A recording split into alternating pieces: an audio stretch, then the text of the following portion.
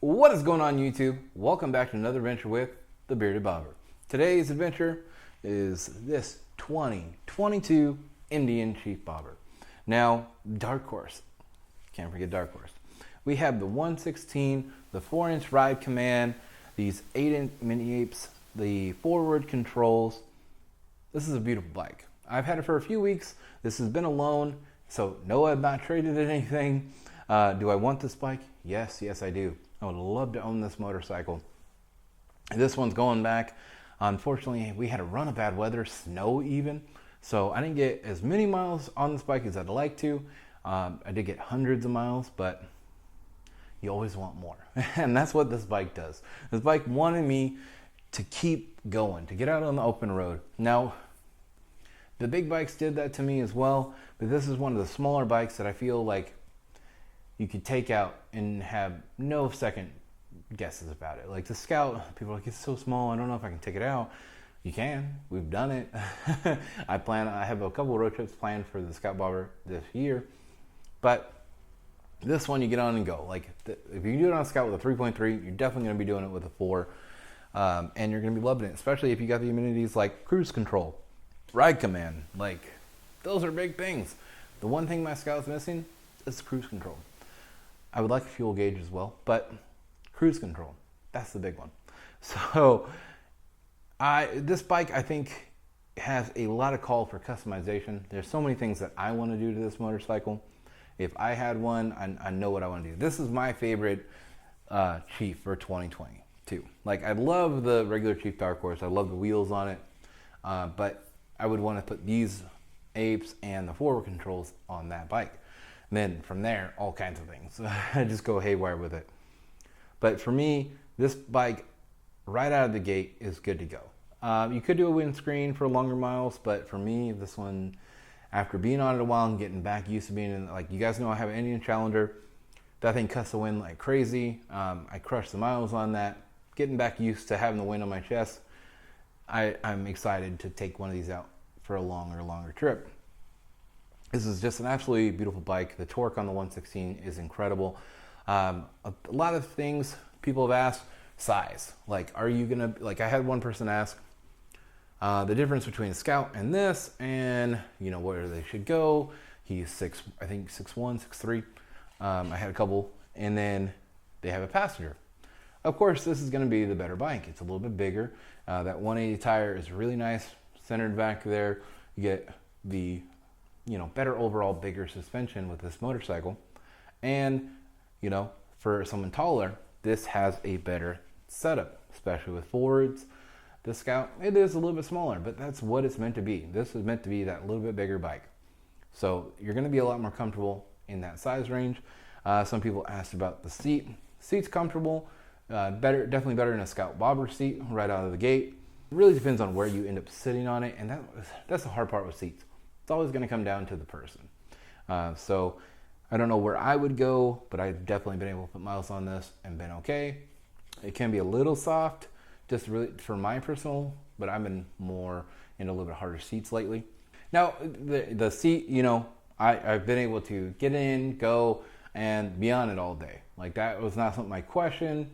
Smaller bike, you're going to have a smaller seat. Unlike the stock one on a 2020, that seat was just comfy and ready to go all day. For me personally, anyway, even some people I know, that one might have been a little too much, but it fit me perfectly.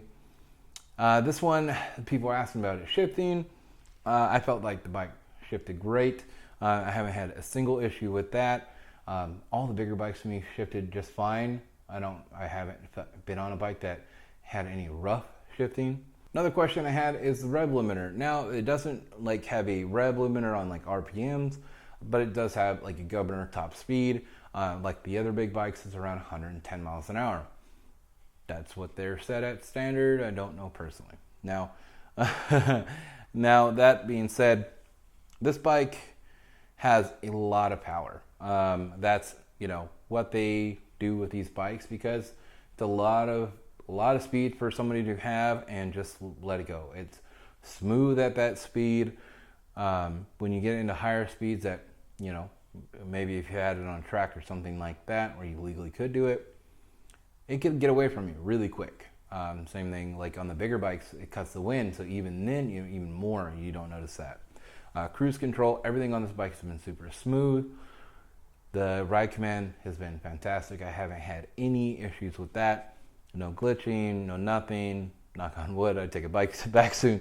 But I haven't had any issues with it. I haven't had any real issues with my Challenger one either. So nice to see the little package still getting really good. Headlight has been fantastic.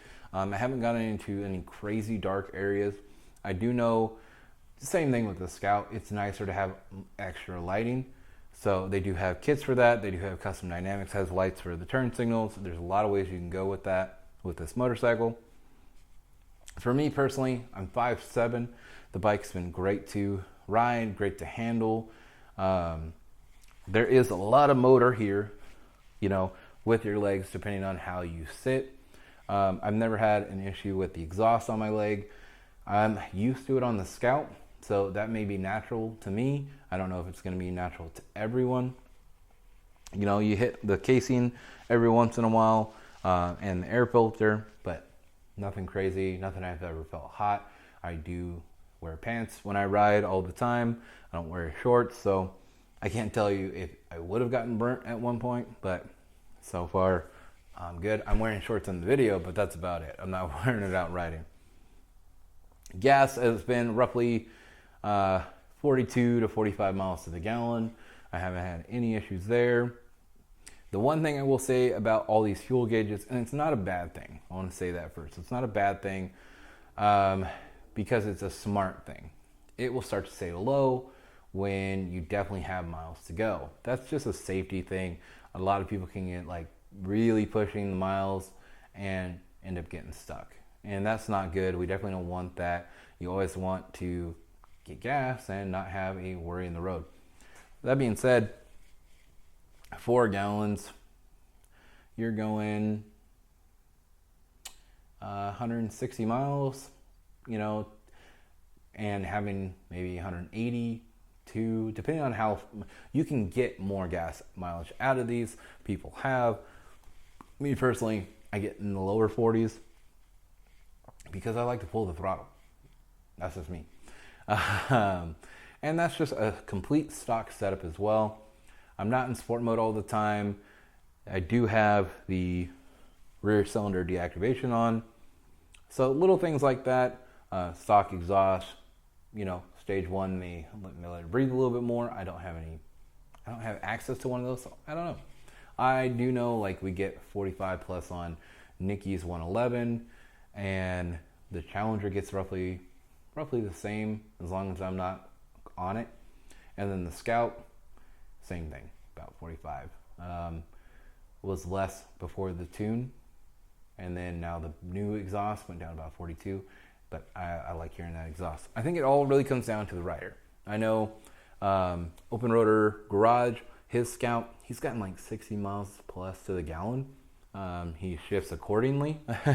I don't. So that it all really comes down to you, how you're riding. Honestly though, it's plenty of gas for a road trip. If you're going on a road trip every 120, 150, you're ready to get off the bike, stretch, put some gas in it, take a drink, do whatever you're doing, especially on something like this, if you're not going to be doing the cup holder and stuff like that. On my big bike, I have water. I've done over 200, but it's not ideal during the day. You'll know that when you really start to get out there, or if you have, I'm guessing, let me know in the comments. What is the most you've done one time in the seat, non-stop? What is the most you've done, and what is ideal? What do you like to do? I know for us, going to Sturgis, we were doing about 130 miles. We did have a bobber in the group, so we were stopping and getting gas. Sometimes a little bit sooner, depending on how we were riding. But when you're out on the open road, you get definitely more gas. It's the same with any vehicle. When you're getting that good cruise going, you're going to get better gas mileage. If you're going uphill and you're fighting the wind, stuff like that, that's when factors come into play. But the power with this bike is absolutely there.